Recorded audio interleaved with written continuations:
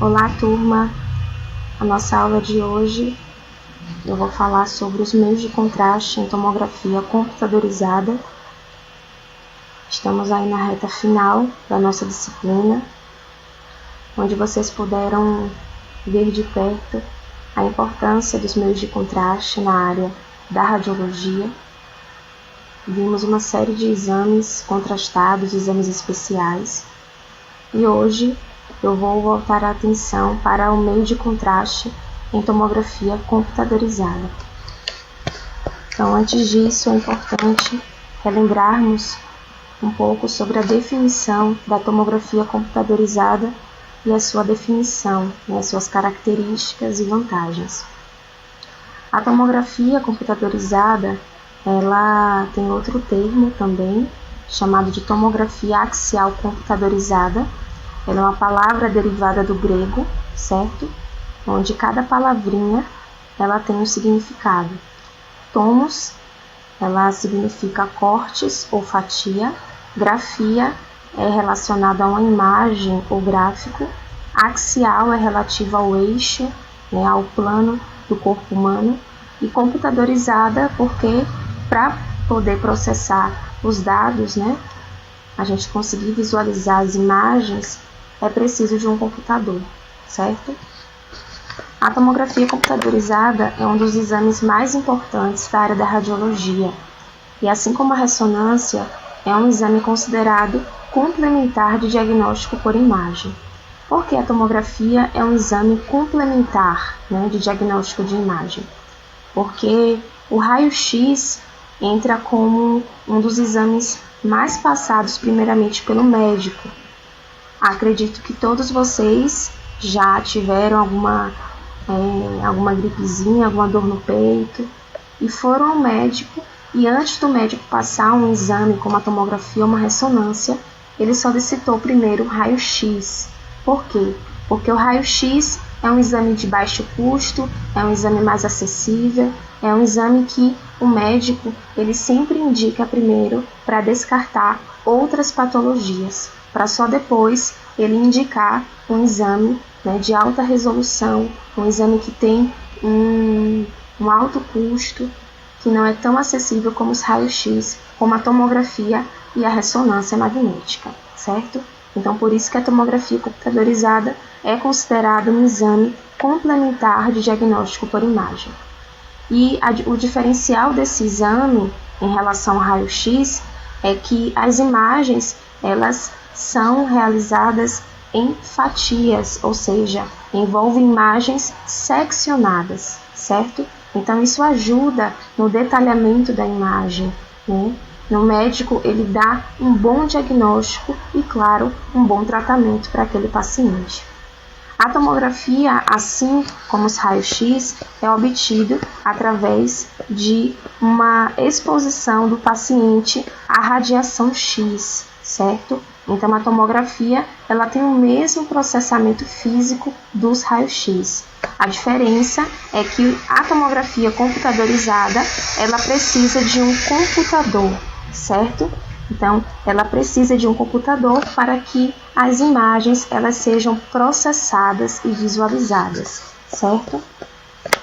E quais são as características da tomografia computadorizada? É um exame de fácil execução, tá? É um exame de fácil execução em relação a principalmente o posicionamento, as incidências. Vocês já notaram que na disciplina de incidências são muitas e muitas incidências, posicionamentos, e já na tomografia computadorizada não necessita de tantas incidências como nos raios-x, O paciente ele é posicionado ou em decúbito dorsal ou em decúbito ventral. Então, isso facilita a execução do exame, certo? Além disso, é um exame não invasivo, é um exame que não precisa que o paciente ele passe por um processo cirúrgico, É um exame bem simples, um exame radiológico. Não incomoda o paciente, pois o paciente ele não precisa ser internado, Então, não incomoda nessa questão.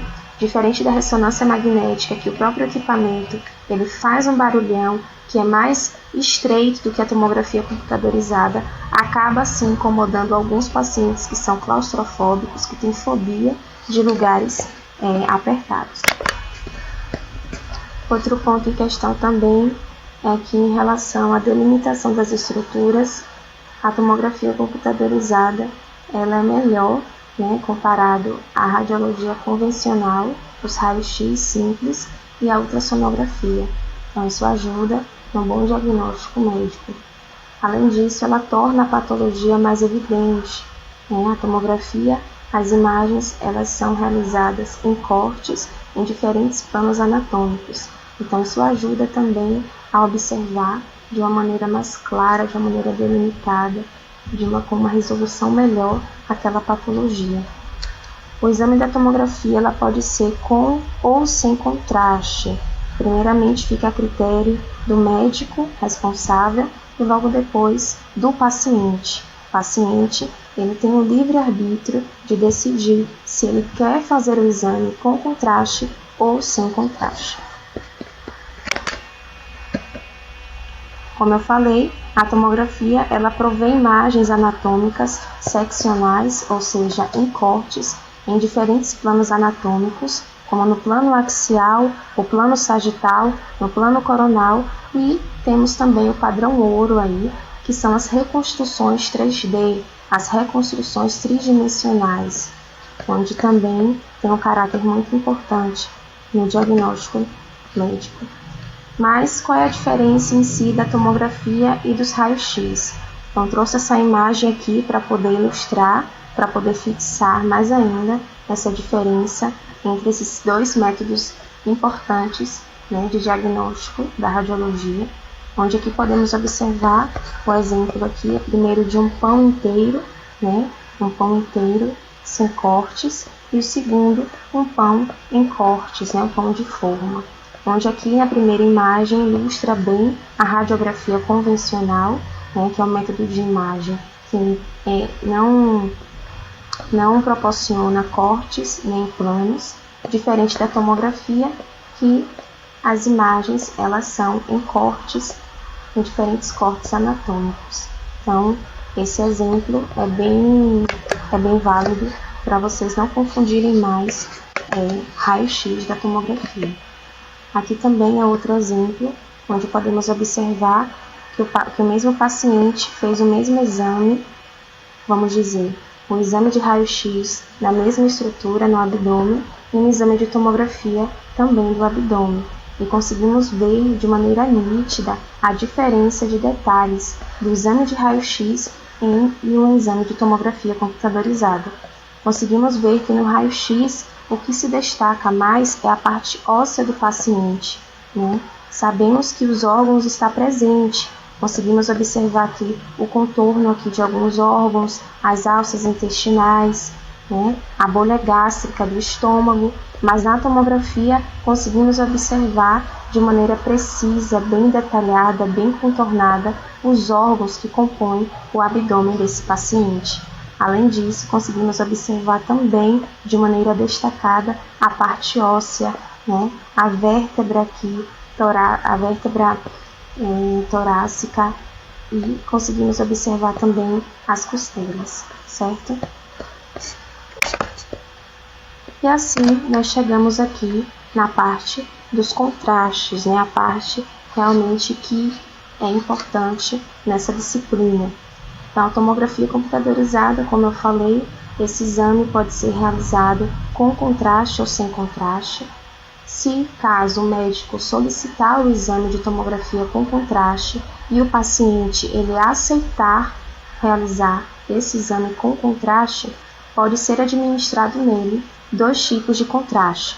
Ou contraste iodado, iodo, que pode ser iônico ou não iônico, ou sulfato de bário, que é um contraste, como vocês já viram em outros slides, o que é um contraste preferencialmente utilizado em exames gastrointestinais. Ele é mais utilizado em exames abdominais, porque as alças intestinais do paciente elas ficam preenchidas, né, de uma maneira melhor e permite assim uma visualização de todas as estruturas e até mesmo de patologias do sistema digestório.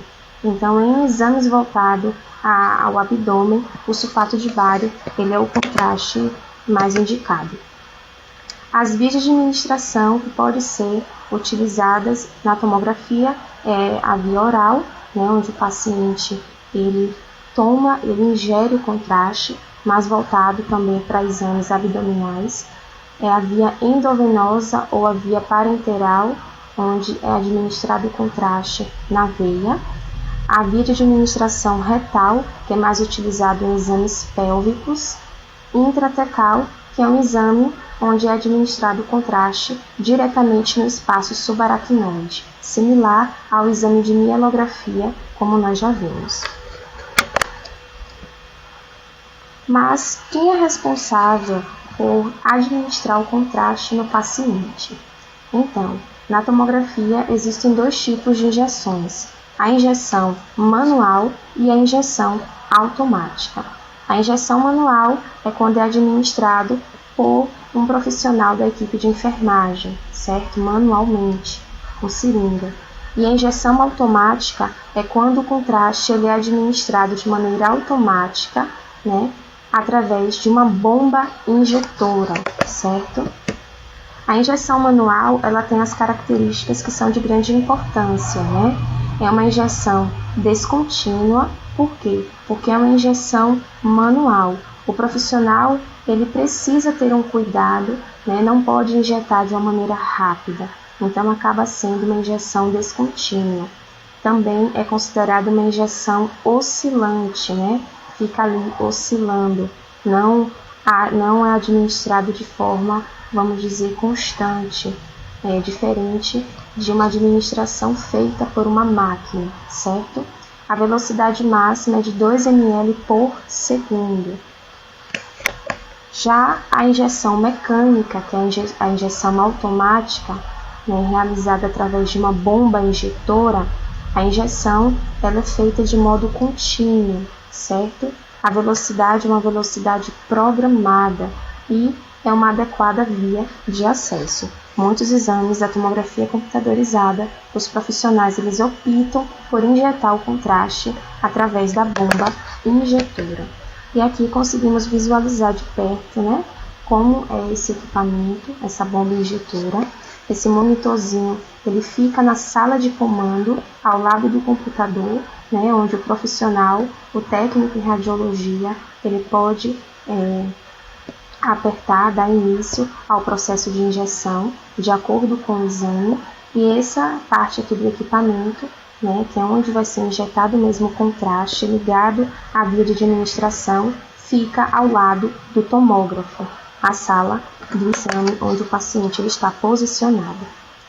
Mas é importante, quando a gente fala em meios de contraste em tomografia, sabermos as fases do contraste.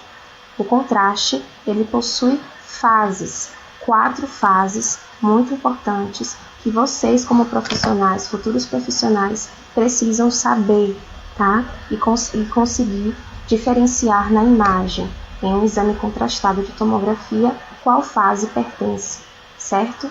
Então, a primeira fase é a fase pré-contraste, a segunda fase é a fase arterial, a terceira fase é a fase portal e a quarta e última fase é a fase de equilíbrio, também chamada de fase excretora, certo? Então, vamos aprender cada fase dessa e vamos conseguir observar em cada corte no exame de tomografia. A fase pré-contraste é aproximadamente 24 imagens, mas não precisa se apegar à quantidade, porque isso varia de protocolo a protocolo, tá bom? Então, é aproximadamente 24 imagens, no caso aqui, a estrutura é o abdômen superior, né, deve fazer a programação, varrendo desde as cúpulas diafragmáticas até a bifurcação da artéria aorta em aquisição maxial, né? Então, a primeira imagem, scout ou escanograma da tomografia, você vai poder observar o bom posicionamento, né, se está tudo certo, e fazer o planejamento dos cortes, tá bom? todos os órgãos nessa fase têm uma densidade de tecidos moles muito semelhante. O vaso, a aorta, tem a densidade cinza bastante semelhante ao músculo. E nessa fase é importante para observar algum tipo de calcificações. Então, a fase pré-contraste, falando de uma maneira direta e objetiva, é a fase que antecede o meio de contraste. Pré-contraste, antes do contraste ser administrado no paciente. Então, conseguimos observar que o que está destacando aqui nesse corte do abdômen é a parte óssea, certo? Conseguimos observar que todos os órgãos aqui do paciente, como a musculatura, né, eles estão na mesma tonalidade. Então, o meio de contraste, ele vai entrar em cena com o objetivo de definir melhor, né, de melhorar aí essa diferenciação nos tons de cinza, ajudar a destacar melhor e diferenciar um órgão do outro, certo? Então, a fase pré-contraste é a fase que antecede, que vem antes da administração do contraste. E conseguimos ver que somente a parte óssea, né, como é radiopaca, ela vai brilhar, vai chamar a atenção, tá bom? A segunda fase é a fase arterial. A fase arterial é a fase de contraste onde o meio de contraste ele começa a entrar nas artérias, no vaso do paciente, certo? Então, após o início da infusão do meio de contraste, a fase arterial ela poderá ser obtida entre 30 e 40 segundos. E vocês precisam estar atentos ao tempo, certo? Então, o paciente ele é posicionado, é colocada a bomba injetora, ou então a profissional ela faz a punção do local, certo? O primeiro corte é o pré-contraste, onde ainda não é administrado o contraste, né? Logo depois disso, em 30 e 40 segundos, entra a fase arterial, então você tem que apertar ali no botãozinho da bomba injetora ou pedir para a equipe de enfermagem ela injetar manualmente o contraste e sair da sala para você começar a fazer as sequências, né, de imagens. Essa fase arterial ela é importante para avaliarmos anomalias vasculares, aneurisma, algum tipo de trombose. Por quê? Porque nessa fase arterial o contraste ele está entrando, né, nos segmentos arteriais do corpo do paciente, tá bom? Então, a segunda fase é a fase arterial, onde aqui conseguimos observar nessa imagem. A primeira, aqui, ambas são tomografias do tórax, tá? No plano axial. Conseguimos observar aqui que nessa primeira imagem é a imagem pré-contraste, ou seja, a imagem que antecede a administração do meio de contraste. Conseguimos visualizar, ter certeza disso, porque somente a parte óssea está se destacando, somente a parte óssea ela está radiopaca, está brilhando. Conseguimos observar que as estruturas aqui do tórax elas estão com a mesma tonalidade, principalmente aqui, ó, a aorta, esse vaso aqui maior, ele está nesse tom de cinza, então isso mostra que o contraste ainda não entrou nas artérias. E já nessa segunda imagem, conseguimos observar que a artéria ela está radiopaca. Então, isso significa que o contraste ele já entrou nos vasos e nas artérias do paciente, inclusive na maior artéria, a artéria aorta, certo? Aqui também trouxe outro exemplo. Aqui já é uma tomografia do abdômen, também em plano axial, onde conseguimos observar o abdômen, também os órgãos do abdômen na mesma tonalidade, né? Somente a parte óssea aqui, a vértebra e as costelas estão destacadas.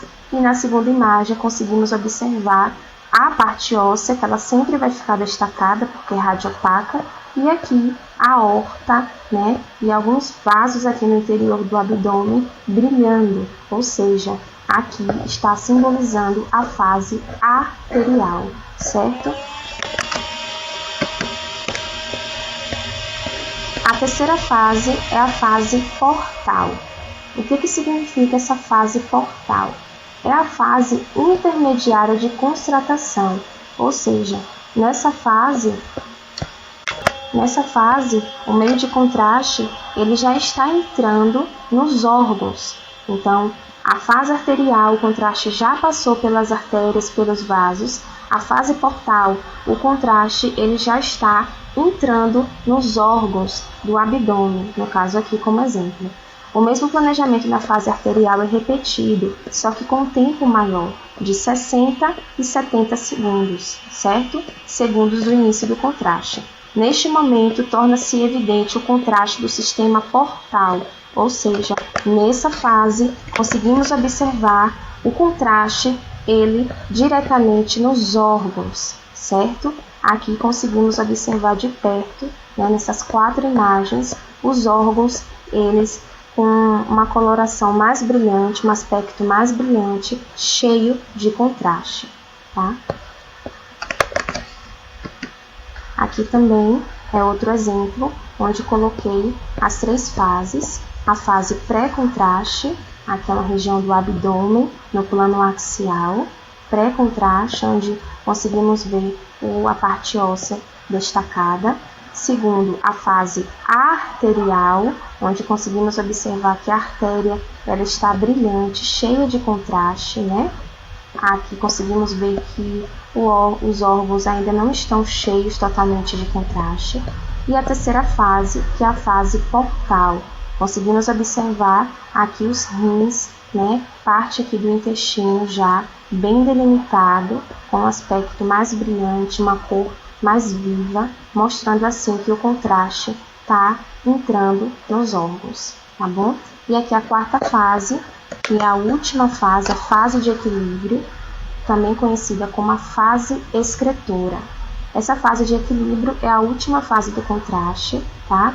É feita em todo o abdômen, desde as cúpulas do assoalho pélvico, iniciando de uma maneira mais tardia, de 2 a 3 minutos contados a partir do início da injeção. Então demora um pouco mais para rodar as imagens nessa fase de contraste. Por quê? Porque nessa fase o meio de contraste ele precisa já estar saindo, né, do sistema renal do paciente, né? Sabemos que os rins são os órgãos que têm a função, né, de excretar o meio de contraste. Nessa fase, os tecidos eles já ficam homogêneos outra vez, ou seja, com a mesma tonalidade de cinza, e o contraste ele passa a ser excretado pelos rins, tá? Então, é muito comum a gente no início poder associar a fase pré-contraste com a fase de equilíbrio, certo? Mas há uma grande diferença aqui em relação aos rins. Observamos aqui que na fase pré-contraste, nenhum órgão está com aspecto brilhante, somente a parte óssea.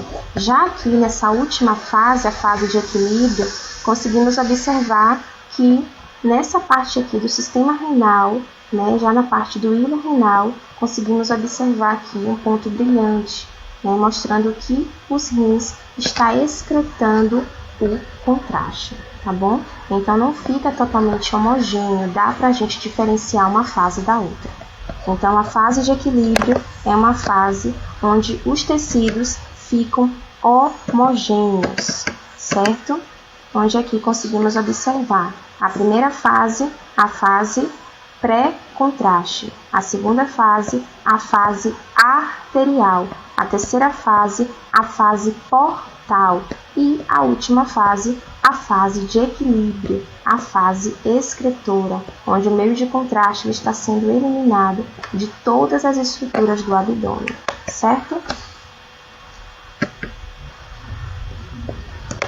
Então, para complementar essa parte aqui dos meios de contraste em tomografia, é importante que eu retome aqui, essa é a parte de reações, né?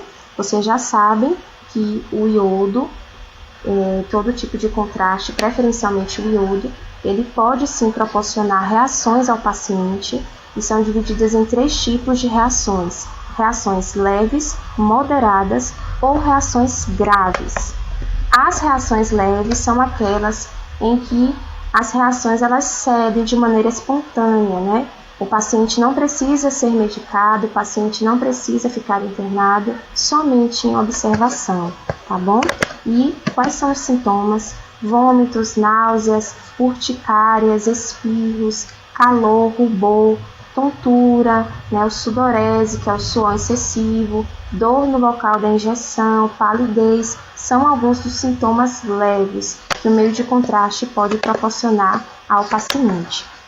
A reação moderada já é um pouco mais grave que a reação leve. O paciente ele precisa ficar em observação, precisa tomar medicamento, né, mas não precisa ficar hospitalizado, certo?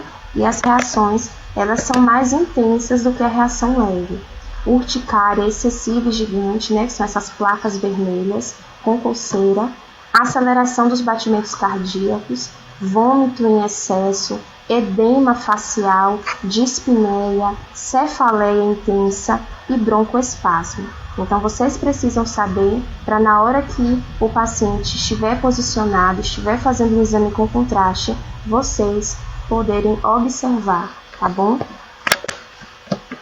E por último, a reação grave. A reação grave, né, pelo próprio nome, é algo bastante grave que pode sim levar o paciente a óbito, né? Então tem a ver com aí o risco de vida e o paciente ele precisa ficar em observação, precisa tomar remédio e precisa ficar hospitalizado, tá? As reações, os sinais é a pressão arterial muito baixa, parada cardíaca ou respiratória, perda de consciência, convulsões, edema de laringe, cianose, né, quando a pele ela começa a ficar roxa, dificuldade respiratória, choque profundo e até mesmo coma. Então é algo mesmo que pode matar o paciente. Então, por isso que tem que sempre ter a anamnese como uma ferramenta bastante importante, né? E deve ser realizada de maneira bem detalhada mesmo. Mas existem aquelas pessoas que estão dentro de um grupo de risco, ou seja, que têm uma maior probabilidade de ter essas reações. São aquelas pessoas que são hipersensíveis aos meios de contraste, são os diabéticos, são os asmáticos ou com outros distúrbios respiratórios, são aquelas pessoas desidratadas, são os doentes renais e hepáticos, leve, moderado ou grave, são pessoas que têm sim uma maior probabilidade de ter algum tipo dessas reações, ou reações leve, ou moderada, ou até mesmo grave. Então, na anamnese, precisa saber, né, quem é do grupo de risco, para o médico ele decidir se o benefício do paciente estar fazendo esse exame com contraste é maior do que algum risco que pode acontecer, tá certo? Então, essa foi a aula de hoje. Eu vou passar também uma atividade complementar para vocês fazerem, tá, com base nesse assunto.